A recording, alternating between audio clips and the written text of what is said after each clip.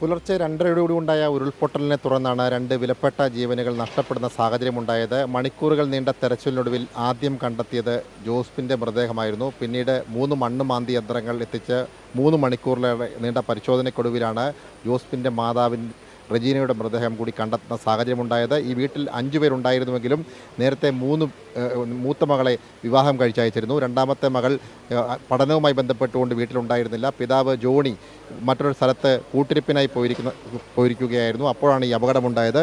ഇപ്പോൾ രണ്ടുപേരുടെ മൃതദേഹം കണ്ടെത്തി കഴിഞ്ഞിരിക്കുന്നു. ഈ ഘട്ടത്തിൽ മുൻ മന്ത്രി കൂടിയായിട്ടുള്ള VN വാസവൻ ഇപ്പോൾ സ്ഥലം സന്ദർശിക്കാൻ വേണ്ടി എത്തിയിട്ടുണ്ട്. അദ്ദേഹത്തോട് തന്നെ നമുക്ക് ചോദിക്കാം. വലിയ ഒരു ഉരുൾപൊട്ടലാണ് ഇതെന്ന് മനസ്സിലാക്കാൻ കഴിയുന്നല്ലേ? 2 വിലപ്പെട്ട ജീവനുകൾ നഷ്ടപ്പെട്ടിരിക്കുകയാണ്. സംഭവം അങ്ങേയറ്റം ദാരുണമായ ഒരു ദുരന്തമായി മാറിയിരിക്കുന്നു. പുലർച്ചെ 2:30 മണിയോടുകൂടിയാണ് ഈ മണ്ണിടിച്ചിലുണ്ടായത് എന്നാണ് ഇവിടെ സമീപവാസികളെല്ലാം സൂചിപ്പിച്ചത്. ഭയാനകമായിരുന്നൊരു ശബ്ദം കേട്ടു എന്നാണ് അയൽവാസി സൂചിപ്പിച്ചത്. കുടുംബനാഥൻ മറ്റൊരു വീട്ടിൽ കൂട്ടിന് കിടക്കാൻ പോയതുകൊണ്ട് അദ്ദേഹം വീട്ടിലുണ്ടായിരുന്നില്ല.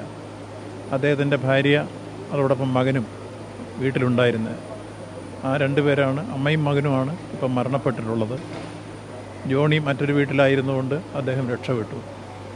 അപ്പോൾ വീട് നാമാവിശേഷമായിരിക്കുന്നു. ആ വീടിൻ്റെ സ്ഥലം പോലും ഒരു വീടുണ്ടായിരുന്നു എന്നറിയാൻ കഴിയാത്ത രൂപത്തിലുള്ള മണ്ണിടിച്ചിലാണ് ഉണ്ടായിട്ടുള്ളത്.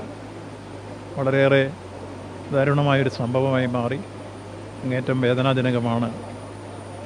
ഗവൺമെൻറ് ഇക്കാര്യത്തിൽ യുദ്ധകാലാടിസ്ഥാനത്തിൽ നടപടി സ്വീകരിക്കേണ്ടതുണ്ട്.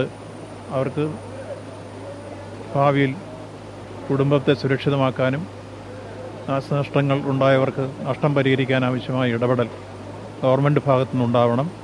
അതിനാവശ്യമായ ക്രമീകരണങ്ങൾ അടിയന്തരമായി ഉണ്ടാക്കേണ്ടതാണ്. ഇപ്പോൾ സമീപവാസികളിലെ എല്ലാ വിഭാഗം ആളുകളും ഓടിച്ചേർന്നാണ് രക്ഷാപ്രവർത്തനത്തിൽ ഏർപ്പെട്ടത്. നല്ല രൂപത്തിലുള്ള സഹകരണം ഇവിടുത്തെ ജനങ്ങളിൽ നിന്നെല്ലാം ഉണ്ടായി. അതുകൊണ്ടാണ് ഇത്രയും പെട്ടെന്ന്, വളരെ പെട്ടെന്ന് ബോഡി മണ്ണിനടിയിൽ നിന്ന് കണ്ടെടുക്കാൻ കഴിഞ്ഞു. മണ്ണുമാന്തി യന്ത്രങ്ങളും നാട്ടുകാരുടെ രക്ഷാദൗത്യവും ഒക്കെ ചേർന്നപ്പോഴാണ് വളരെ പെട്ടെന്ന് 2 ബോഡിയും കണ്ടെടുക്കാൻ കഴിഞ്ഞത്. അത് ഇപ്പോൾ ആശുപത്രിയിലേക്ക് ബോഡി മാറ്റിയിട്ടുണ്ട്. തുടർന്ന് ഇതിൻ്റെ പോസ്റ്റ്മോർട്ടം നടപടിക്രമങ്ങളെല്ലാം നടക്കും. അതിനുശേഷം ശവസംസ്കാരം നടക്കും. ഏതായിരുന്നാലും വീണ്ടും ഒരു പുനരധിവാസം അതിപ്രധാനമാണ്. കാരണം വീട് തന്നെ നാമാവിശേഷമായി. ഇങ്ങനൊരു വീട് അവിടെ ഉണ്ടായിരുന്നു എന്ന് ഇപ്പോൾ നോക്കിയാൽ കാണാനില്ല. അത്രത്തോളമാണ്. പക്ഷേ ഇക്കാര്യത്തിലെല്ലാം മുൻകരുതലുകൾ സ്വീകരിക്കാനുള്ള ഇതേപോലുള്ള സന്ദർഭങ്ങളിലൊക്കെ ശ്രദ്ധയോടുകൂടി ഡിസാസ്റ്റർ മാനേജ്മെൻറ്റ് മുന്നോട്ട് വരേണ്ടതുമാണ് എന്ന കാര്യം കൂടി ഈ സന്ദർഭവശാൽ സൂചിപ്പിക്കുകയാണ്. VN വാസവൻ സൂചിപ്പിച്ചതുപോലെ തന്നെ ഈ പ്രദേശങ്ങളിൽ മുമ്പ് വീടുണ്ടായിരുന്നു എന്നതിന് തെളിവ് പോലും അവശേഷിപ്പിക്കാതെയാണ് ഉരുൾ 2 വിലപ്പെട്ട ജീവനുകൾ കവർന്നെടുക്കുന്ന സാഹചര്യമുണ്ടായത്. യുദ്ധകാലാടിസ്ഥാനത്തിൽ സർക്കാരിൻ്റെ ഇടപെടൽ കൂടി ഉണ്ടാകണമെന്നാണ് അദ്ദേഹം വ്യക്തമാക്കുന്നത്. സാംജിത് ആർപ്പൂക്കരയ്ക്കൊപ്പം സനോജ് സുരേന്ദ്രൻ, കൈരളി ന്യൂസ്, കോട്ടയം.